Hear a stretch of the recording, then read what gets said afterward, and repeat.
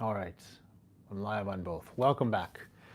Uh, Apologies for this morning. I had to get off the live stream for business purposes, but I am back online now, and I'm going to be continuing with my recap of the current conflict with Iran.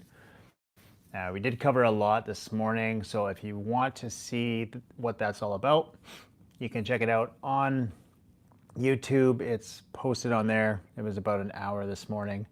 I don't know that I have another hour's worth to live stream here, but I'm going to continue to go through the events since the start of the Iran conflict, some current events, but also just taking a look at the strategy from the attrition perspective, where people are looking at whether or not Iran is going to run out of munitions, or if the United States is going to run out of munitions. So we'll take a look at their inventories, and we're going to go look at some of the politics, how this is going to affect the United States as they're in the middle of their primaries, and this year is a midterm. So the possible effects or outcomes of this conflict on that. And a few other topics peripheral around this Iran topic, because it's not just bombs dropping here in the GCC, it is also the broader scope. There's a lot of fear mongering online right now about World War III. Of course, we don't know that it's ever going to get to that point. I don't personally think it's going to get there, but I do appreciate everybody that's tuning in. If you're new here, my name is Jonathan Paulette. I work in oil and gas. I'm currently in the Middle East, so I'm getting some news here on the ground, and I'm bringing that to you to try and update you on current events. There's so much happening that it's going to affect markets for sure. And no, I am not a news analyst. I am an oil and gas professional. I've been working in oil and gas for 25 years. My channel, TikTok, YouTube, various platforms, is about energy technology. Specifically, my expertise is oil and gas, so I talk about technology, careers in oil and gas. But this conflict with Iran is significant in the impact it's going to have for the energy markets, oil and gas in particular. So that is why I am covering it. So welcome. If you do like this type of content, make sure you like and subscribe. It does help to spread the word and share this with anybody that you think would be interested. So get into it today. We talk about the attrition calculus. Basically, how much munitions does each party have? As of today, March 8th, 2026, the conflict has evolved into what military planners term a salvo competition. So it's a high-stakes contest where victory is determined not by tactical brilliance, but by the cold mathematics of inventory exhaustion. The GCC nations have demonstrated a high interception rate, exceeding 90% for drones and missiles. The sustainability of this shield is now the topic that a lot of analysts are talking about. So, from an arsenal imbalance perspective, Iran's missile cities, if you will, Iran's endurance is rooted in 2 decades of fortress preparation, utilizing a decentralized mosaic defense strategy designed specifically to survive a decapitation strike like we had on February 28th. The underground facilities they operate dozens of these missile cities, which are hardened bases basically excavated into mountain ranges. Iran is very mountainous. Thank you for the like. I do appreciate it. You are first.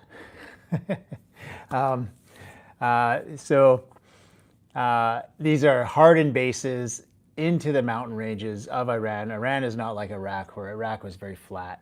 Iran is very mountainous. So they've been spending decades basically drilling and digging tunnels and military bases up to 500 meters deep. And these facilities house an estimated 2,500 to 6,000 ballistic missiles, While coalition strikes have hit hundreds of above-ground launchers, analysts warn that the assets hidden in these underground complexes likely survive largely intact. Iran also has a cheap drone strategy. Tehran is flooding regional skies with Shahid series drones. These cost between $20,000 and $50,000 each to produce, but require interceptors costing millions to neutralize. Some of the interceptors, I think, are like $4 million. And we do see them quite a bit. I've got some videos posted of the intercepts that we've seen just from my hotel window here. I can line of sight to the U.S. airbase, so you can see the missiles and the drones coming in and the intercepts coming up to impact them, and we get the alerts through our phones to seek shelter. So it is still ongoing. Even after the Iranian president made his apology for attacking GCC countries, we still had further attacks after that apology, so it's still ongoing. Despite heavy bombardment, Iran continues to manufacture dozens of projectiles per month, supported by supply chains from China that provide essential precursors like sodium perchlorate for solid fuel. So they do have some allies that are helping them.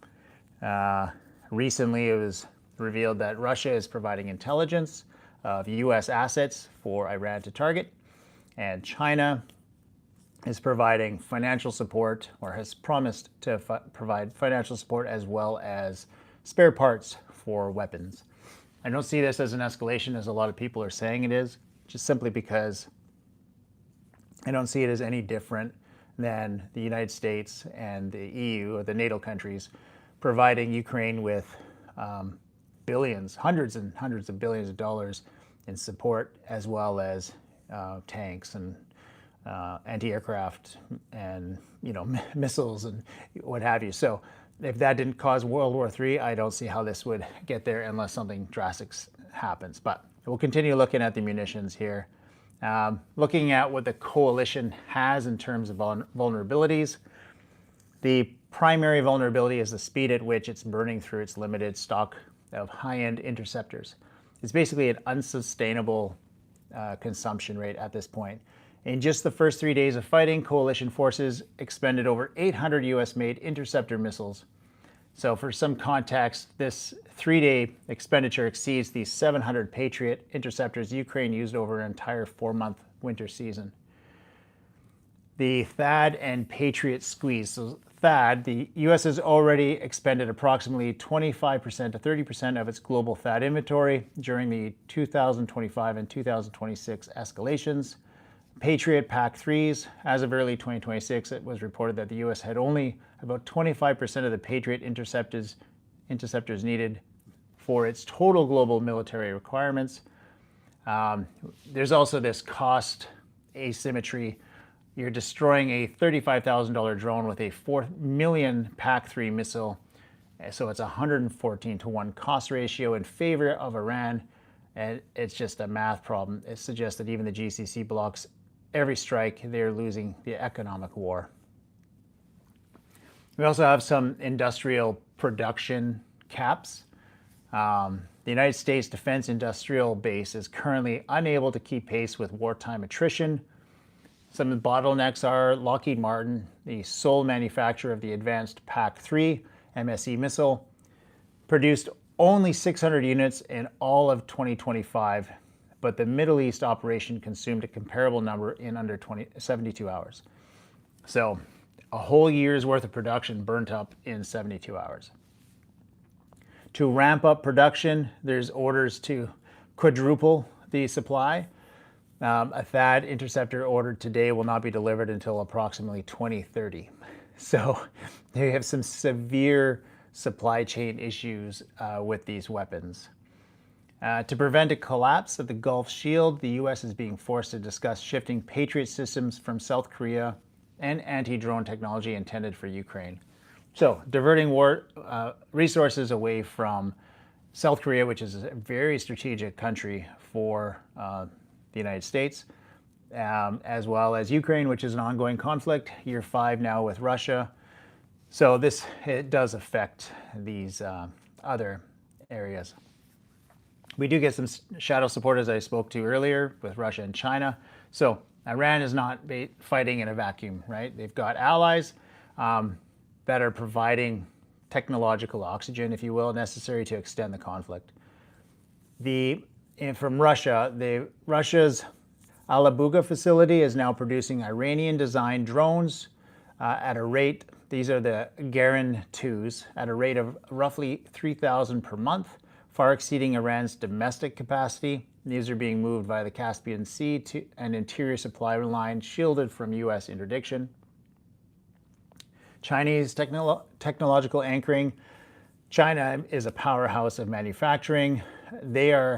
China provides a real-time signals intelligence and satellite terrain mapping from its fleet of 500 plus satellites, allowing Iran to track U.S. naval movements and target sensor layer vulnerabilities. So these are like early warning radars, and that's to improve effectiveness. And then we have intelligence sharing. So U.S. officials confirmed that Russia has been providing Iran with the specific locations of U.S. warships and aircraft to assist in retaliatory targeting. So the probability of the GCC U.S. running out of interceptors is a real and imminent risk. Given the stockpiles that Iran has, this is not a very ideal situation. If Iran maintains its current rate of fire, U.S. stockpiles could reach a critically low state within weeks. Monte Carlo simulations suggest that under a baseline scenario of 50 to 100 daily inbound projectiles, U.S. stockpiles could deplete in 21 to 35 days. So 3 to 5 weeks, the U.S. would run out of munitions. Pete Hegseth had gone on record saying that 4 weeks, they expected this conflict to be over. They revised that number to 8 weeks, but these stockpiles indicate they might not have the munitions necessary. Once the munitions stockpiles reach zero, Iran will be able to freely fire at GCC energy infrastructure and desalination plants. Soft targets, basically. And if you look at the Middle East, it is a water-starved region. Around April, we get into the heat season. It starts to pick up. Right now, it's very comfortable. You've got 21 degrees during the day, 15 at night, so it's very cool. But in another month, that temperature is going to start ticking up. By June, it's hot. And if there's no desalination plants to provide fresh water, it's a real problem. So that could be a potential target. They did target in Qatar the desalination plant. It was an industrial desalination plant up in Mesaid City, which is in the north. And so they are targeting those facilities. But these are considered soft targets that, if hit, would trigger a total regional economic collapse and humanitarian crisis. The U.S.-Israeli transition to phase 2, which is targeting factories and archers, is a desperate race to stop the source of fire before the coalition's shields simply evaporates. All right. So moving on, I wanted to look at what the political climate is in the United States. This conflict is going to have a direct impact on what happens in the United States in terms of Trump's administration, the primaries right now, as well as we've got the upcoming midterms. So just wanted to look at the different scenarios. If we get a swift resolution, if it becomes a protracted war of attrition, or if basically we get like boots on the ground, or the U.S. loses outright. So get into it. The ongoing conflict, initiated by Operation Epic Fury, arrives at a critical juncture in American domestic politics as the January 26 primary season is already underway, and the midterm elections in November loom as a referendum of the administration's peace through strength doctrine. As of March 8th, 2026, the political and economic trajectory of the United States depends on which of the following three scenarios materialize. So scenario one, we got a swift resolution. By swift, I'm talking within 8 weeks from the start of this conflict. So political fallout will be a victory within the 2-month window projected by Defense Secretary Pete Hegseth, or Secretary of War, depending on which side of the aisle you want to be on to call them, would likely result in a massive national security unity boost for the administration. The U.S. is burning $1 billion a day in this conflict, so the taxpayers are paying for it, as are the Iranians, obviously. Primary momentum, so Trump's current 89% favorability among Republican primary voters would likely solidify marginalizing isolationist voices within the party like Tucker Carlson or Representative Thomas Massie. From the midterm projection perspective, if this is the scenario, Republicans would likely use the victory to frame Democrats as weak on national security, potentially allowing them to expand their control of both chambers of Congress in November. So, economic fallout and hegemony. We get the Pax Americana 2.0. A quick end to the war would be viewed as a vindication of the U.S. hard power. If the administration successfully decapitates and delegates power to a more pliant Iranian leadership, it could consolidate U.S. regional influence in a way that resembles a renewed Pax Americana. Market stability, oil prices would likely retreat from their current $90 plus peaks back towards $60 to $70, curbing inflationary pressures before they can derail the 2026 growth outlook, and the U.S. dollar would remain the undisputed safe haven anchor of the global system. So that's the rosy, view through rose-colored glasses. I would be amazed if that happens. If anything, I think it would be because Trump just declares victory and that he's made some kind of deal and tries to pull out. But at this point, I don't know that the Iranians are willing to negotiate or come to the table. So we'll see what happens. Second scenario, if you see Americans or Israeli in your building, leave the buildings. Yeah, it's more like it's soldiers. Right now they're targeting soldiers. Is the Gulf going to be safe? Right now it's very safe, but you're safer here than you are in Chicago. I know that. Okay, it's definitely, there's missiles going overhead, but fewer deaths here than there are in some major cities around the world.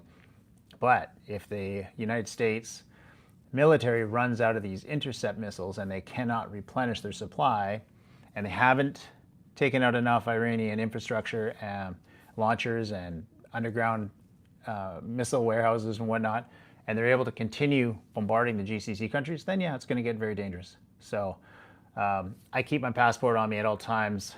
And make sure you have a visa that you can cross a land border into another country, such as like Saudi Arabia. Say you're in the UAE, you can go into Oman or Saudi Arabia and get yourself to Riyadh or Jeddah, take a flight out of there.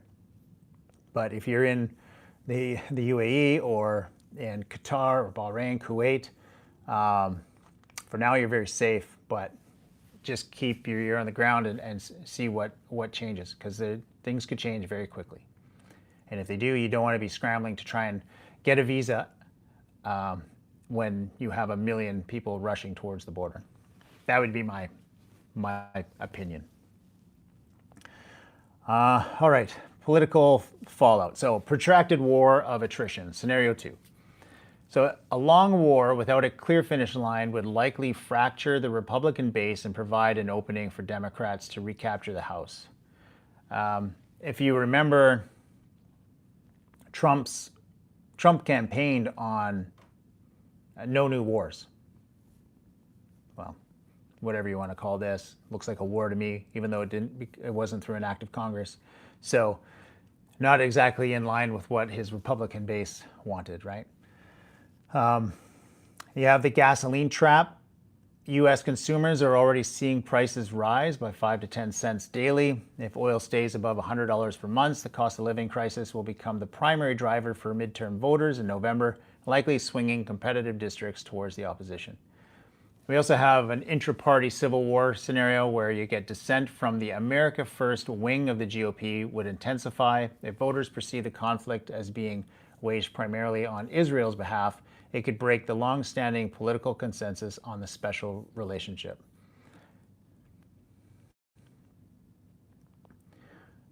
So, economic fallout and hegemony. We've got the magazine if you will, the arsenal stockpiles. The U.S. is currently burning through its limited THAAD and Patriot interceptor stocks at an unsustainable rate, using more in 3 days than Ukraine received in an entire winter. This depletion creates a deterrence crisis over Taiwan as China watches U.S. inventories evaporate while its own remain intact. We have the erosion of unipolarity. A protracted conflict forces the U.S. into episodic gunboat diplomacy, while China plays a long, patient technological game. Hegemony is weakened as major importers like India and China find permanent workarounds to use financial systems to secure energy from Russia and Iran. And scenario 3, the worst scenario, is U.S. boots on the ground and escalation. Right now, it's all attack from the Air Force or from distance, no boots on the ground. So the political fallout, deploying ground troops into the mountainous terrain of Iran, a country nearly 4 times the size of Iraq, would be the most high-risk move of the Trump presidency. It'd be like the Vietnam parallel. As casualties mount, public support, currently at only 44% for military action, would likely collapse. Massive domestic unrest and political violence within the U.S. are rated as high likelihood risks in this scenario. There'd be a legislative rebellion. While the Congress has so far given a green light, a sustained troop presence would likely trigger a bipartisan effort to invoke the War Powers Resolution and cut off funding, mirroring the end of Vietnam War. Economic fallout. Oh, hang on one second. I just got to send a message. All right. So we've got the end of the unipolar world. Full-scale escalation would likely mark the definitive end of the post-Cold War unipolar order. U.S. military and financial resources would be too overstretched to maintain the security guarantor role of the Indo-Pacific and Europe simultaneously. And we'd get the rise of the petro-yuan. I mean, it's always been the petrodollar since World War II. If the dollar's status, I shouldn't say World War II, I think it was in the 70s. If the dollar's status as the universal trading medium for oil is broken by a sustained blockade and alternative BRICS settlement systems, U.S. power would be seriously undermined. China would likely emerge as the primary economic anchor for a new multipolar landscape, leveraging its control over the rare earth minerals required for modern weaponry. They do have the majority of rare earths inside China, so definitely be to their advantage. If you are enjoying this content, please like and subscribe. I'm going to be doing these regular updates. This is part 2 because this morning I was on for about an hour and unfortunately I had to stop that live stream and do some work. So this is part 2. If you want to see part 1, Practical Energy Insights is my YouTube channel. I have the video posted there. And I have quite a bit more here to go through, but just for interest's sake. All right. U.S. loves war for oil. Seems that way. Probably because their dollar is based on that, right? Regardless of the outcome, the events of February 28th represent a terminal entropy for the mid-20th century security architecture. The world is moving towards a fractured global order, if you will, where middle powers and non-state actors increasingly ignore U.S.-led norms, while a swift resolution could provide a temporary reprieve. A prolonged or escalating conflict could likely accelerate the transition to a multipolar world where the U.S. is merely one of several competing power centers. So that's the future ahead if this gets prolonged. We've got so as of 6 a.m., again, I was doing the live stream this morning, so 6 a.m. Arabian Standard Time is this where I updated this to. March 8th, 2026. The conflict has entered its second week, shifting into high-intensity phase of industrial neutralization. The past 24 hours have been marked by the first deliberate targeting of civilian economic infrastructure, a high-stakes Israeli commando raid in Lebanon, and a deepening rift within the Iranian leadership. So the past 24 hours, some major successes and operations. There was a blitz on Tehran and central Iran. the coalition has transitioned from leadership decapitation to dismantling the foundations of the Iranian state, targeting oil infrastructure for the first time in the war. U.S.-Israeli warplanes struck civil industrial targets, hitting oil storage facilities in Tehran and Alborz provinces.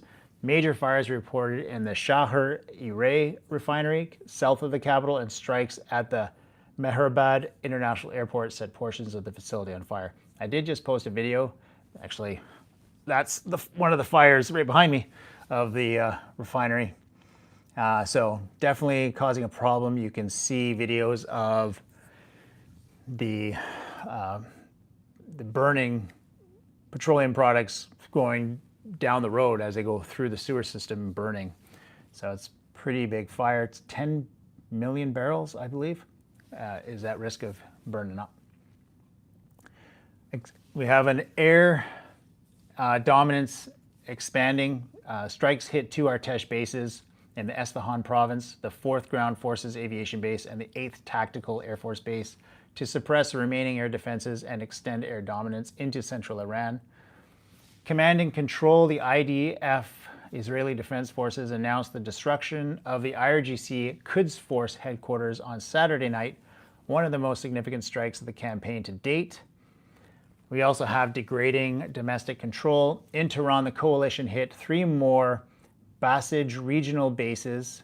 We've got Hamza, Muqdad, and Salman, bringing the total to at least 9 of the city's 23 bases damaged or destroyed.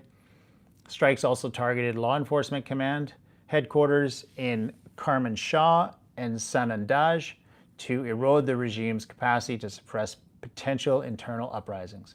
If there's any Persians on here, I apologize for mispronouncing some of these words. It's not my native tongue, so I'm just reading it as I can sound it out. I will get to that. The other side's damage, yes, I will get to that. Iran and proxy, so we got the economic scorched earth response. Despite sustaining approximately 3,400 strikes and losing an estimated 75 to 80% of its air defenses, Iran's True Promise 4 offensive continues. That's what they're calling their operation. So, maritime success. Saturday afternoon, an IRGC suicide drone successfully struck the Lewis P, a Marshall Islands flagged oil products tanker in the middle of the Persian Gulf, Arabian Gulf, for those that are in here that prefer Arabian Gulf. Attacks on U.S. bases. The IRGC launched a massive drone attack at Al Dhafra Air Base in the UAE, reportedly impacting a U.S. satellite communications center and fire control radars. In Bahrain, the IRGC claimed a direct hit on Jufair's base in retaliation for the U.S. strike on an Iranian desalination plant, targeting Israeli refineries as well. Following the strikes on Tehran's fuel depots, a Hezbollah Iranian drone swarm targeted the Haifa oil refinery, while sirens sounded. No immediate impacts were confirmed by Israel. On the Iraq front, for the first time in over 2 years, Katyusha rockets were fired at the U.S. Embassy in Baghdad on Saturday evening. So, just looking at kind of the casualty and interception analysis, the salvo competition continues to test the magazine depths of the regional defenders. We have, in the last 24 hours, Israel, 7 to 8 ballistic missile salvos intercepted since midnight. 2 wounded, sirens in Tel Aviv, Jerusalem, and Haifa, 2 wounded by Hezbollah anti-tank fire. That was the last 24 hours. Now, the numbers out of Israel are never precise. They always seem to downplay the numbers. So I get a wild range of numbers. So go on the low end here. Bahrain intercepted multiple drones and missiles, 1 injured in Manama, following fires caused by missile shrapnel. Saudi Arabia intercepted a missile targeting Prince Sultan Air Base and drones aiming for the Sheba oil field. A missile fell in an uninhabited area. No reported damage to energy sites. Jordan, 108 of 119 projectiles intercepted over the week, formally accused Iran of intentionally targeting vital installations rather than transiting through. So now we got like a regional involvement and intelligence. The Lebanon-Syria border raid, a rare Israeli airborne operation, was conducted in the town of Nabi Sheet in Lebanon's eastern Bekaa Valley, while the IDF sought the remains of navigator Ron Arad, missing since 1986. The mission turned into a bloody confrontation. Hezbollah fighters engaged the commandos in a local cemetery, leading to 41 deaths and 40 injuries in the area following covering Israeli airstrikes. Other peripheral nations, we've got Turkey. The foreign minister, Hakan Fidan, issued a stern warning to Tehran to cease firing towards Turkish territory, stating, "We are not a country that is easily provoked." Lebanon, for the first time since hostilities resumed, an Israeli strike hit the heart of Beirut, targeting an apartment in the Ramada hotel building.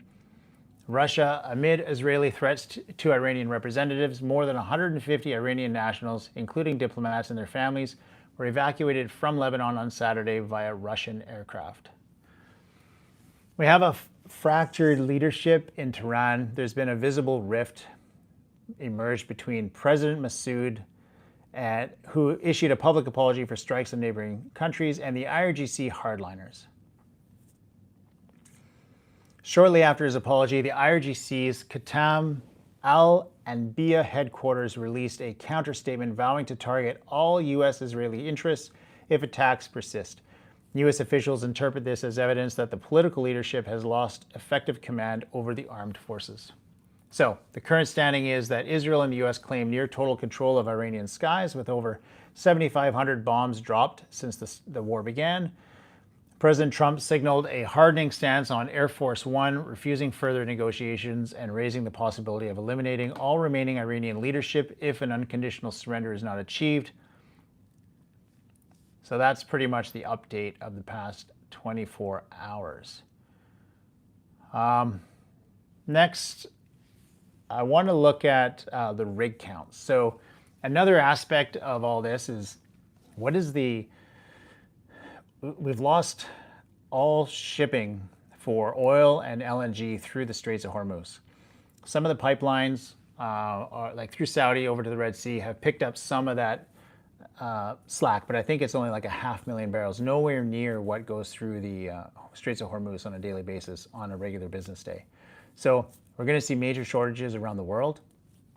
And I wanted to know, how quickly could we ramp up production, and what would happen? It's not just as simple, okay, we're going to fire up all these rigs. We've got to find personnel, and there's got to be the equipment needed to support those operations, all the service companies. And then once you are in production, you have to send that somewhere. If there's refineries can't handle the extra capacity, you're no better off.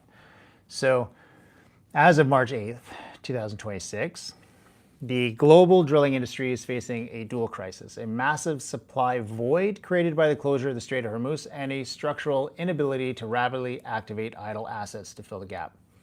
So you have the Americas Quintet, which is US, Canada, Brazil, Guyana, and Argentina, and other non-Middle Eastern producers are attempting to ramp up. The logistics of reactivating stacked rigs and sourcing auxiliary equipment are hindered by long-dead manufacturing times and a strained global workforce. Remember, millions of oil and gas workers, like myself, are currently in the Middle East. And, if we're not able to get out, it's hard for us to go and staff up on an operation that tries to pick up somewhere else. So you've got about 3 million oil and gas workers in the GCC countries right now that are not going to be able to go work in the Permian Basin or in Guyana, because they're here, trapped, no flights. But from a rig count perspective, the utilization rates for modern high specification equipment remaining high, while older units remain sidelined. So the global total of rigs, the world rotary rig count, stood at 1,884 rigs as of February 2026. The United States, there are 551 active rigs as of March 6th, a modest week-over-week increase of 1. The total available U.S. fleet, land and offshore, is 1,059 units, meaning approximately 48% of the domestic inventory is currently idle.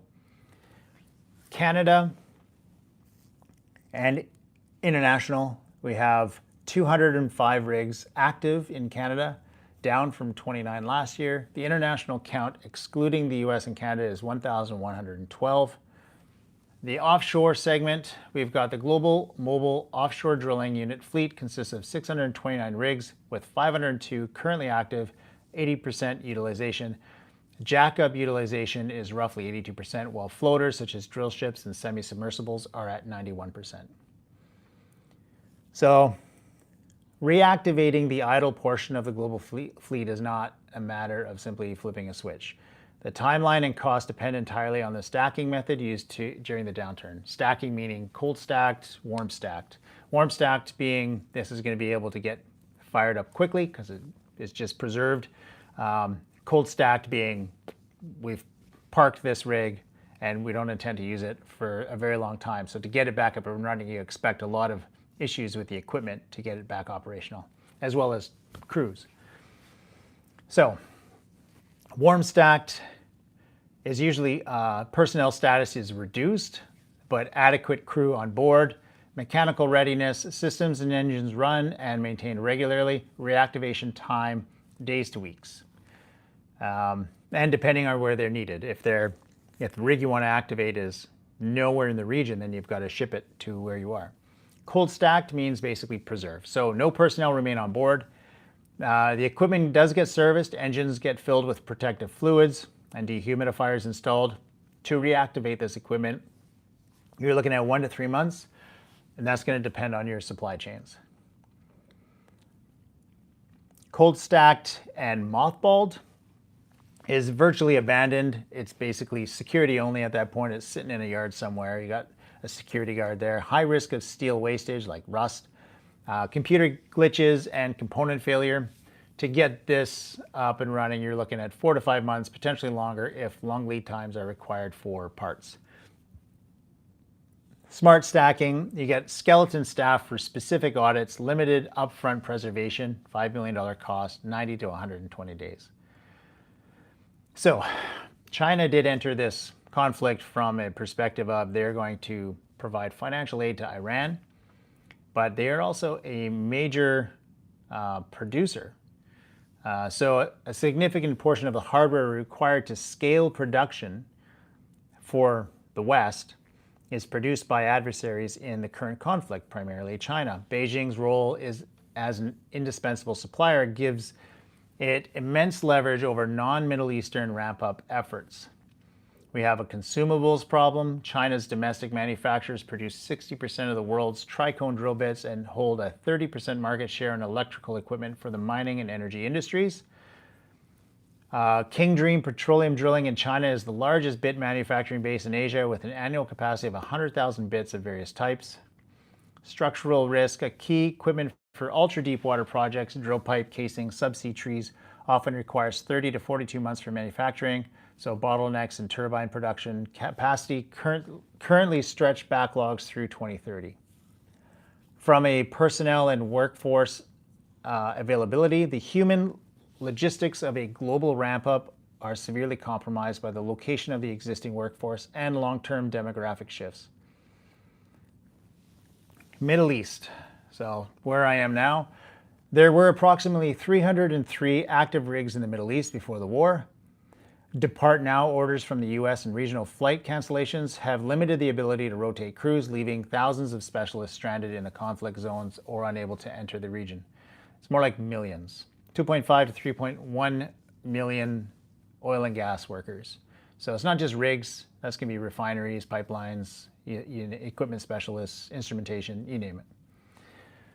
We have an aging workforce. Professionals aged 45 and older now make up 48% of the traditional energy workforce, while the share of workers aged 25 to 34 has fallen to 19%.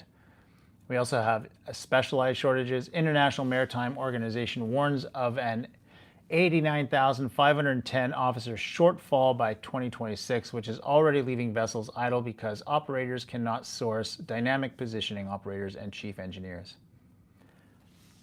Dynamic positioning is basically the GPS tells the vessel where it is, and then the thrusters on the sides push the vessel to hold that position despite tides and currents and waves and wind. All right. Another aspect of trying to scale oil production globally, we've got to replace 20 million barrels per day, which would go through the Straits of Hormuz. It's basically impossible in any practical timeline. There's just too many constraints. So if this conflict continues, you've got 20 million barrels per day shortage feeding into the markets, and there's just really no way to ramp up the rest of production. Casing and cement, like consumables, the market for casing and cementing hardware is valued at $11.85 billion for 2025. However, U.S. tariffs introduced in 2025 have reshaped the procurement landscape, forcing operators to deal with the 133% premium increase for diesel and materials at key ports like Santos in Brazil. Vessels, the global fleet of platform supply vessels is aging with an average age of 17.5 years. New build orders fell 73% in 2025, leaving very little spare capacity for a sudden surge of offshore activity. And helicopters, which perform 70% of their missions for the oil and gas industry, are facing a 12% global rise in operating costs due to fuel price spikes and component shortages. So if you're trying to get crews offshore and you need helicopters to do it, and there's no helicopters available, or its costs are going to be up. I mean, everything from personnel to every single piece that you need to get that rig running and that well drilled, and then somehow transport whatever it's producing to the refinery, there's just a backlog. So mathematical reality is that no combination of strategic reserve releases and alternative production can replace the 16 to 20 million barrel per day of Arabian Gulf capacity. A rapid ramp up elsewhere is blocked by lead times of 2 to 3 years for major equipment and a structural shortage of the skilled personnel needed to defrost the global cold stacked inventory. All right, so that's where we sit in terms of oil and gas. You will see some projects fire up that are short cycle. The recompletion or new drilled but not yet completed wells will be brought online, so you'll see some of that production swing in. But again, there's only a limited numbers of those. So those can be done quickly, but once they're done, the amount of planning required to start a project is sometimes years, especially for offshore. All right, so from a carrier group perspective, in the region, there's 2 carrier groups right now.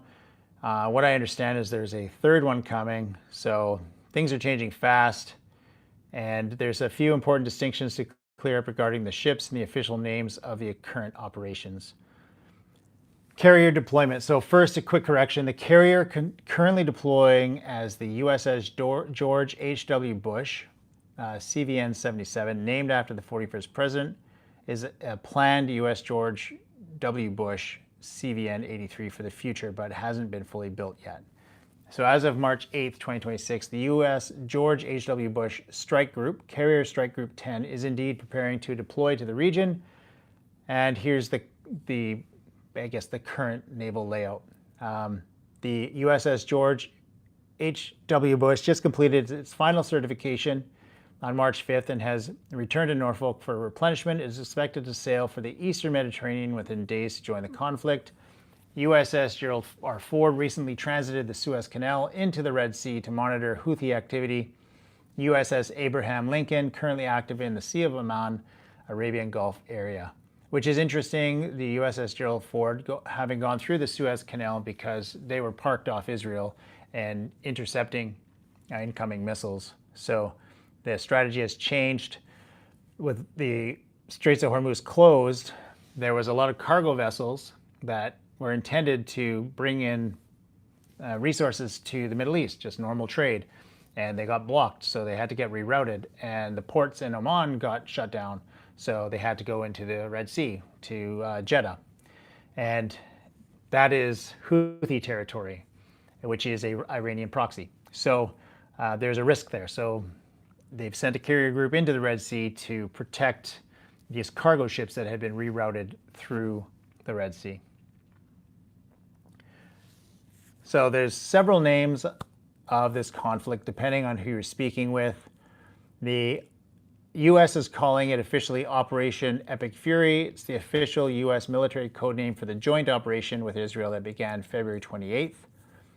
Operation Roaring Lion, this is the official name used by the Israeli Defense Forces for their part in the campaign. 2026 Iran War.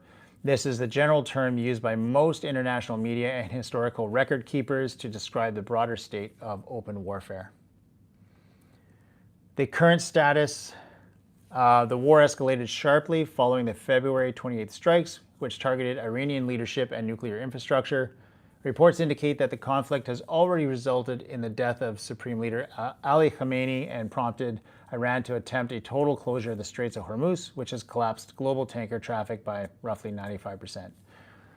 The situation at the world's most critical maritime choke points is currently in a state of high intensity disruption following the start of Operation Epic Fury on February 28th.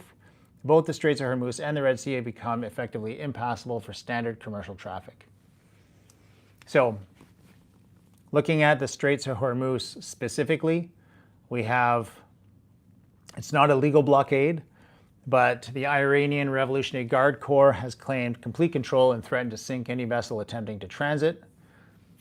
Normal traffic is like 80 to 100 vessels per day, basically collapsed to zero. As of March 5th, only 5 minor vessel crossings were recorded.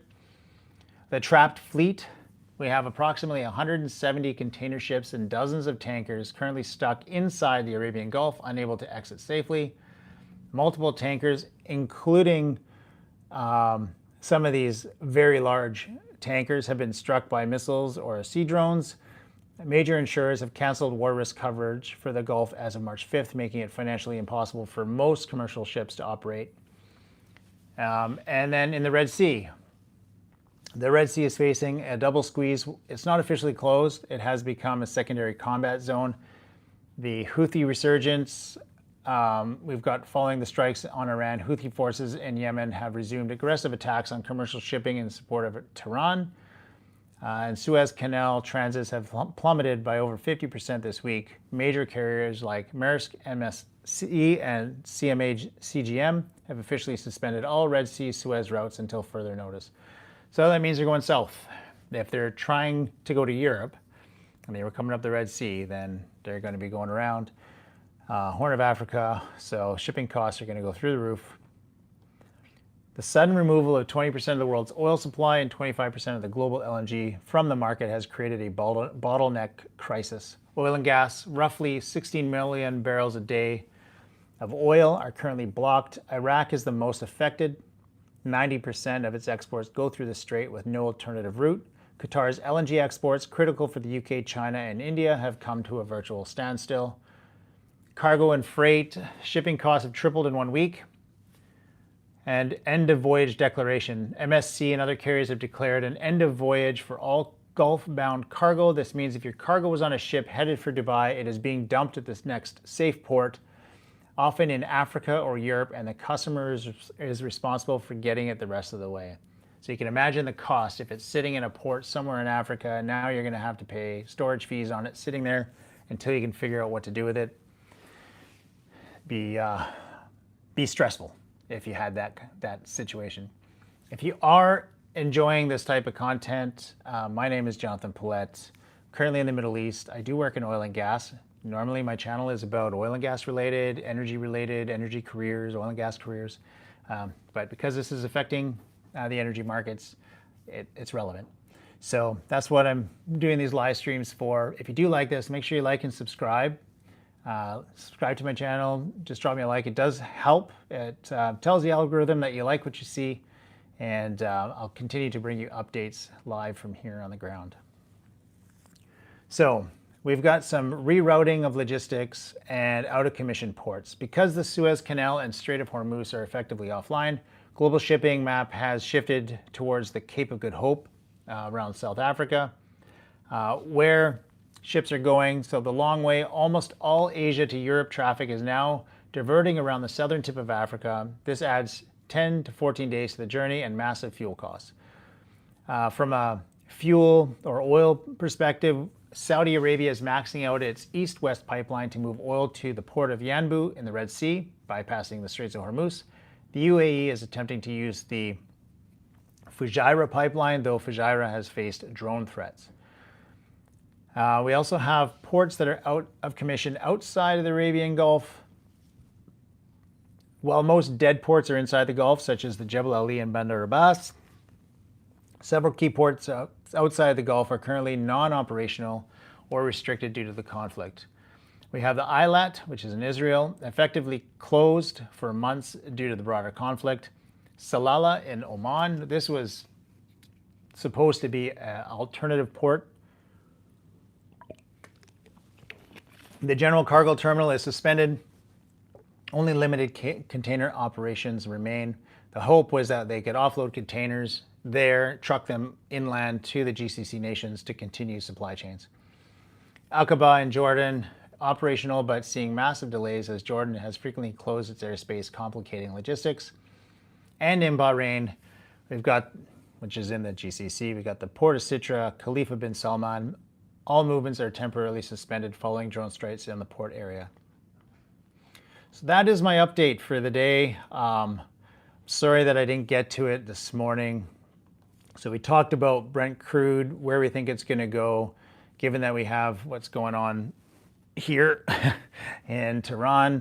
And you can expect when the markets open tomorrow that we're going to see those oil and gas prices continue to go up. And